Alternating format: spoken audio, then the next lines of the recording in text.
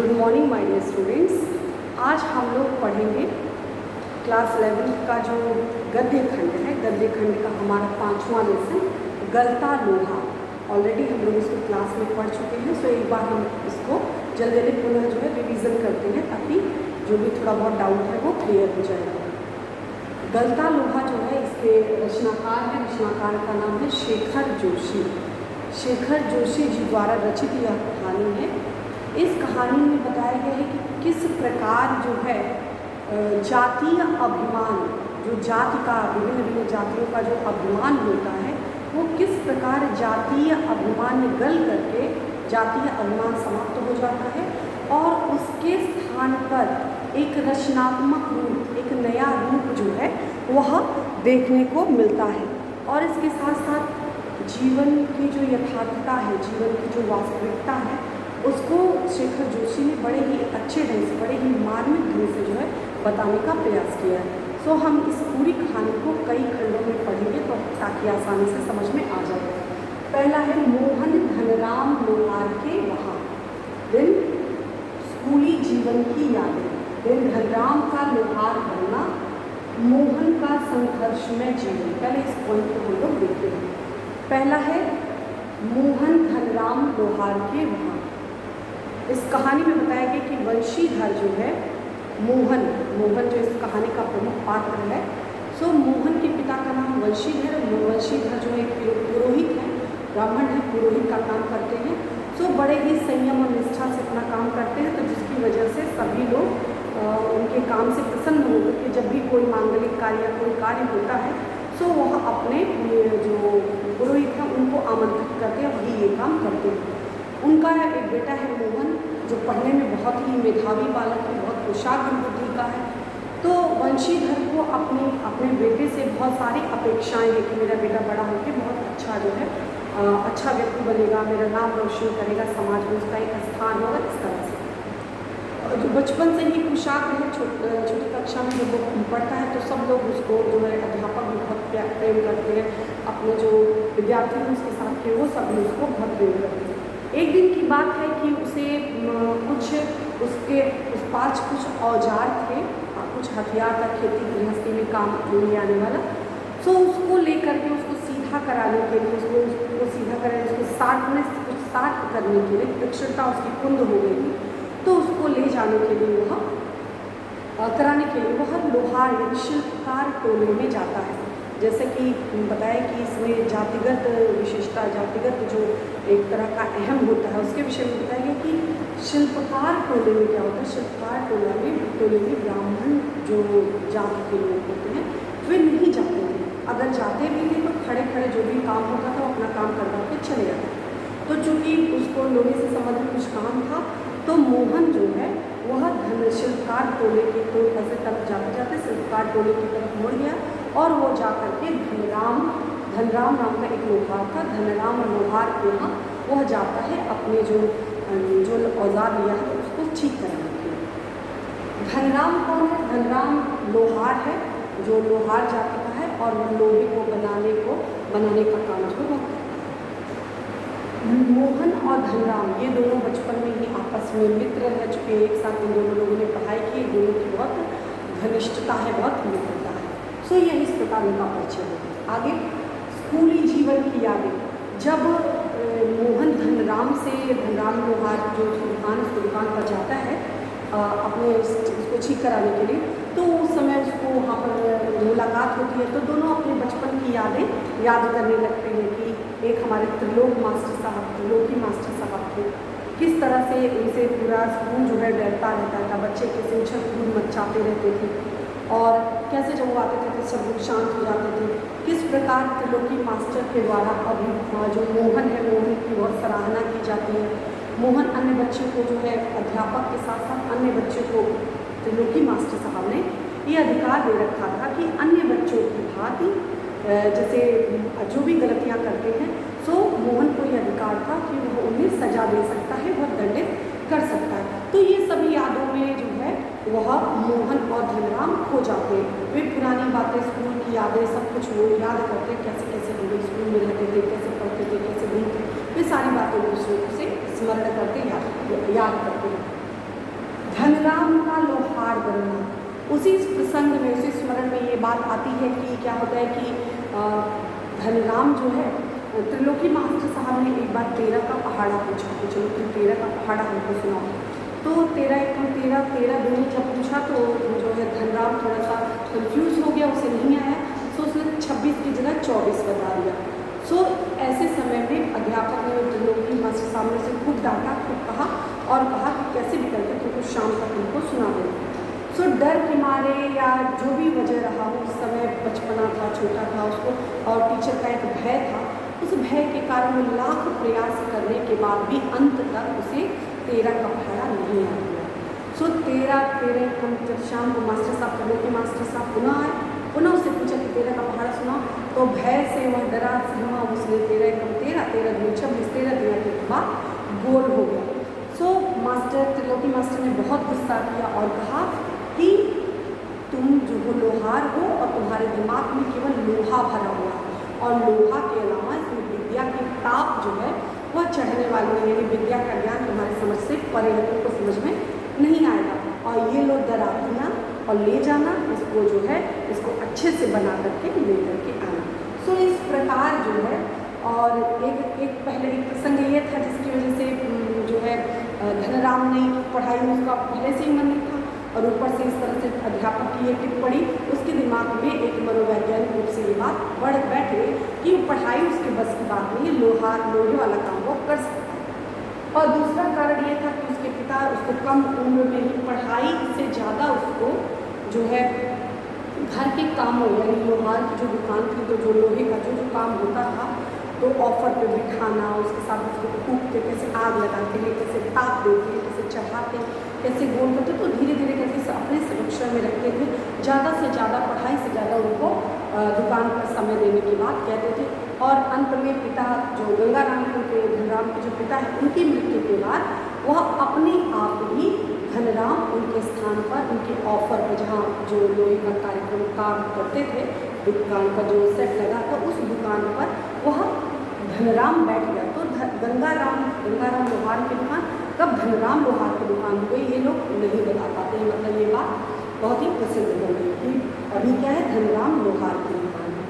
फिर अगला क्या होता है, मोहन का संघर्षमय जीवन। क्या प्राप्त होता है, मोहन बचपन से ही मेधावी था, पिताजी को भी उम्मीद थी, दोस्तों को भी उसकी उम्मीद थी, मास्टर को भी उम्मीद थी।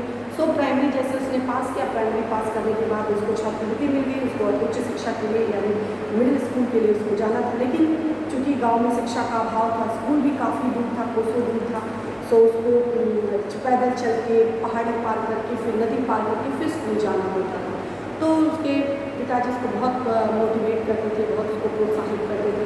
तो मोहन इसी प्रकार आता जाता रहता था, लेकिन उतना दूर की चढ़ाई करना, आने जाने के बाद वो इतना थक जाता था, फिर उसका मन पढ़ने में नहीं लग पाता था। तो मोहन के पिता जो वंशीधर है, उसको तरह तरह का एग्जाम्पल देकर समझाते हैं कि नहीं, पढ़ना लिखना बहुत ज़रूरी है, और देखो फलाना का देखो वो कैसे इतना मेहनत करके ऐसे बने। तो कई इसको विद्या में जो विद्या में लगे जो कुशाग्र बच्चे, उनका एग्जाम्पल दे करके जो है वंशीधर उसको समझाने का प्रयास करें। तो एक बार क्या होता है, ऐसे ही पढ़ने के लिए जा रहा होता है, लेकिन अचानक से नदी थोड़ी उफान पर रहती है और उसका पैर फिसल जाता है, तो बहने के कगार पर पहुंच जाता है। लेकिन कैसे कैसे अपने आप को संभाल करके वह किसी तरह वह घर पहुंचता है। तो यह प्रसंग वंशीधर के दिमाग में बैठ जाता है कि जीवन ज़्यादा अमूल्य है, पढ़ाई लिखाई से ज़्यादा अमूल्य जीवन है, तभी मेरा बच्चा पढ़ पाएगा। सो उसी दिन से पिताजी ने यानी वंशीधर जी ने मोहन की पढ़ाई वहीं रोक दी। उसके बाद मोहन का जो है कुशाग्र बच्चा जो था, पढ़ने में बहुत अच्छा, उसकी पढ़ाई उसकी जो है वह रुक जाती है।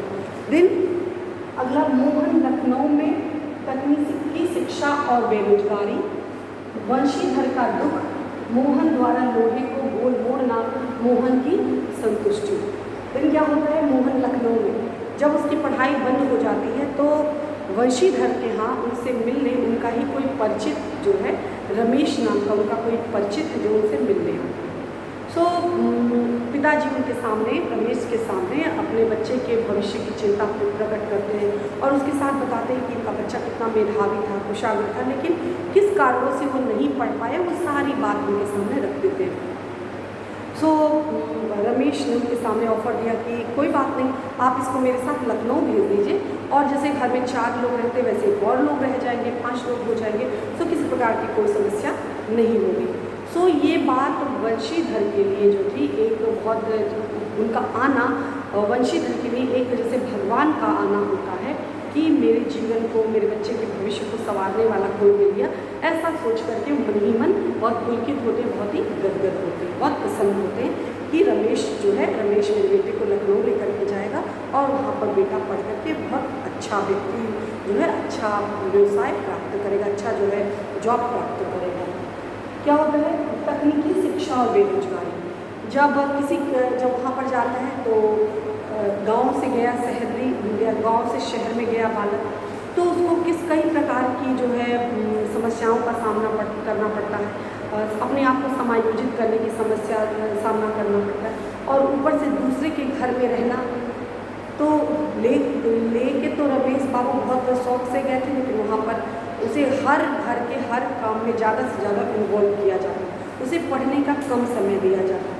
ऐसे करते करते किसी तरह से जो है उसकी 8वीं तक की पढ़ाई उत्तीर्ण हो गई, 8वीं तक की उसकी पढ़ाई कंप्लीट हो गई। उसके बाद कैसे करते उन्होंने कहा कि आगे की पढ़ाई की बात हुई, तो रमेश ने कहा कि BA MA करके तो हज़ारों बच्चे ऐसे ही घूमते, इस पढ़ाई का कोई मतलब नहीं है। सो इसलिए बहुत रिक्वेस्ट करने पर, बहुत अनुनय विनय करने पर जो रमेश ने उसका दाखिला एक तकनीकी शिक्षा में, कोई एक स्कूल था तकनीकी, जहाँ पर जैसे ITI कॉलेज होते उसी तरह से तकनीकी शिक्षा में उसका एडमिशन दाखिला जो है वो करा दिया। जैसे तैसे उसके साथ परिस्थिति वही बनती गई, उसी तरह से उसके कैसे करके उसकी शिक्षा कंप्लीट हुई, और वह जो है फैक्ट्री के चक्कर लगाने लगा कि किसी तरह से उसको छोटी मोटी कोई एक नौकरी मिल जाए जिसकी वजह से वह अपनी जीविका चला सके। याद करिए वो बालक जो है एक पढ़ने में बहुत मेधावी था, जिसको अध्यापक भी कहते थे, उसके फ्रेंड भी कहते थे, उसके पिताजी भी कहते थे, और जब स्थिति सामने आई तो पूरी तरह से स्थिति इससे अलग निकली। सो फैक्ट्री में दर की चक्कर काटने लगा, ठोकरें खाने लगा, कि बेरोजगारी का दंश झेलने लगा कि कैसे उसको नौकरी मिले। वंशीधर का दुख, वंशीधर के काल्पनिक स्वप्न थे, उसे लग रहा था कि उन्हें लग रहा था कि उनका बेटा पढ़ने गया है, शहर में गया है, तो बहुत अच्छा मेधावी बन के निकलेगा, बहुत अच्छा होगा पढ़ने में, पढ़ करके कोई अफसर बन के आएगा। सो ये सब कल्पना वो देख रहे थे, लेकिन जब उन्हें वास्तविकता का, पहले तो मोहन ने बहुत ये बात छिपाने का प्रयास किया कि मेरे पिताजी को इस दुख से मतलब पता ना चले, अन्यथा वो बहुत ही दुखी होगी। उसके बाद जब अंत में जब उन्हें ये सारा चीज़ पता चला तो उन्हें अपार पीड़ा हुई, बहुत दुख हुआ कि मेरा बच्चा जो है वो मेहनती बच्चा, मेरा जो है अच्छा बच्चा, वो जीवन में कुछ अचीव नहीं कर पाया, कुछ प्राप्त नहीं कर पाया, और किस तरह से अशिक्षा के कारण, स्कूल दूर रहने के कारण, और किस प्रकार उसका मतलब शोषण हुआ, ये सब सोच करके उसके पिताजी बहुत द्रवित हुए। इसी बीच में एक बार वंशीधर की मुलाकात धनराम लोहार से भी हुई, तो धनराम ने उससे पूछा, धनराम ने मोहन के विषय में पूछा, तो ये जानते हुए कि मेरा बेटा कोई बहुत अच्छा अफसर नहीं बना, फिर भी उनकी इतनी हिम्मत नहीं हुई कि अपने बेटे के विषय में वो बता सके, सच को, इस यथार्थ को स्वीकार कर सके कि मेरा बेटा जो है कुछ नहीं कर रहा। तो ये लेकर के वो बहुत दुखी होते हैं, उसे धनराम से झूठ बोलते कि हाँ वो कोई अच्छा जो है जॉब उसको मिल गई, बहुत अच्छा जो है काम कर रहा है। सो इस पर धनराम का ये मानना कि बबुआ पहले से ही पढ़ने में बहुत अच्छे थे, जो जातिगत बात कि मन में कि वो ब्राह्मण है तो पहले से ही वो बहुत श्रेष्ठ है, और दूसरी बात पढ़ने में भी वो कुशाग्र था। तो उसने, धनराम ने कहा कि वो हाँ वो पढ़ने में बहुत अच्छे थे, तो स्वाभाविक है तुमको अच्छी जॉब मिलेगी ही मिलेगी। फिर मोहन द्वारा लोहे की गोल मोड़ना, फिर ये तो एक प्रसंग था, किस तरह से उसकी पढ़ाई पूरी होती है, किस तरह से वो करके गाँव को वापस आता है। तो जब गांव आता है उसी प्रसंग के बीच, उसी समय उसको जब गांव आता है तो कुछ काम, लोहा कुछ ले जा करके उसको पिटवाना रहता है, सो उसको ले जाकर वो धनराम लोहार के वहाँ जाता है। तभी वो सारी स्टोरी, पूरी घटनाएं सब दोनों धनराम और मोहन मिल करके आपस में एक दूसरे से साझा करते, तो कैसे कैसे उसको बातें होती है, सारी बातें उस समय होती हैं। सो मोहन द्वारा लोहे को गोल मोड़ना, तो मोहन जा करके क्या करता है, कनस्तर एक खाली डिब्बा होता है वहाँ पर जाके बैठ जाता है और धनराम अपने ऑफर पर बैठ करके अपना काम कर रहा है और उससे मोहन से बात कर रहा है। इसी बीच में एक कोई लोहा था, उसको ऐसे गोल करना था, ताप लगा करके निहायत ठोक करके उसको गोल बनाना था। सो धनराम उसको बार बार प्रयत्न कर रहा था, बार बार प्रयत्न कर रहा था, लेकिन असफल हो जा रहा था। सो और वह मोहन आकर के उसके ऑफर पर बैठता है और उसको बड़ी ही कुशलता के साथ नाप तोल करके एक चोट करके उसको बड़ी ही कुशलता के साथ उसको गोल मोड़ देता है। यह देख करके जो धनराम है पूरी तरह से अवाक रह जाता है, पूरी तरह से आश्चर्यचकित हुआ कि ऐसा कैसे हो गया। यह जो है मोहन जो है ब्राह्मण जाति का होकर के ये लोहार का काम कैसे कर रहा है। बताया कि जो ये बहुत बड़ी बात होती थी कि ब्राह्मण जो जाति के लोग होते थे वो ऐसे शिल्पकार टोने में जाते ही नहीं थे, अगर जाते भी थे तो खड़े खड़े होकर के काम निपटा करके चले आते थे। और ऐसे समय में मोहन का यहाँ आना, ऑफर पर बैठना, उसको गोल करना, यह बातें उसको धनराम को थोड़ा सा आश्चर्यचकित हो गई, विस्मित हो गए। तो वो यही सोच रहा था कि कैसे ये लोहार के ऑफर पर बैठ के कैसे लोहार का काम कर रहे हैं, वो यही इसी को लेकर के जो है आज आश्चर्य में था। और मोहन की संतुष्टि और इसके दूसरी तरफ मोहन इस बात को लेकर के संतुष्ट था, उसको मित्र से मुलाकात हुई, सारी बातें साझा, और इसके साथ सबसे ज़्यादा उसको संतुष्टि का विषय था कि जो लोहे को उसने गोल शेप दिया था तो तरह तरह से उसको देख रहा था और धनराम को भी दिखा रहा था कि देखो जो मैंने मोड़ा है वो सही तो है, इसमें किसी प्रकार का कोई दोष तो नहीं है और अच्छे से मुड़ गया है कि नहीं। तो अपनी क्रिएटिविटी को लेकर के, अपनी रचनात्मकता को लेकर के जो मोहन था बहुत उत्साहित था। सो उसे बहुत इसको लेकर के संतुष्टि थी, और जो धनराम था वो इस को लेकर के उसे आश्चर्य था कि ऐसा कैसे हो गया। तो इस कहानी के माध्यम से जो है लेखक ने कई बिंदुओं को उठाने का प्रयास किया है, शिक्षा को लेकर के, जीवन की यथार्थ बातों को लेकर के, कि किस प्रकार एक मेधावी बालक अच्छा स्कूल न मिलने के कारण या आर्थिक संकट के कारण किस तरह से वह जूझता है और जिसका परिणाम एक योग्य होनहार बालक को इस रूप में चुकानी पड़ती है। सो इसके साथ साथ जीवन की यथार्थता की ये सारी चीज़ें वन बाय वन व्यक्ति के जीवन में आती हैं। कब परिस्थिति किस ओर मोड़ ले ये कोई नहीं जानता। और उसके साथ साथ जातिगत जो भेदभाव होते हैं, कई स्थान पर जातिगत भेदभाव अपने आप ही जब शिक्षा का स्तर बढ़ता है तो किस प्रकार जातिगत भेदभाव अपने आप समाप्त हो जाते हैं। सो यह इस प्रकार पूरी जो कहानी थी गलता लोहा, उसका ये सारांश था। तो इस पाठ को आप पढ़िए और इस पर आधारित जो भी महत्वपूर्ण वस्तुनिष्ठ प्रश्न बनते हैं इनको आप तैयार करने का प्रयास करें। धन्यवाद।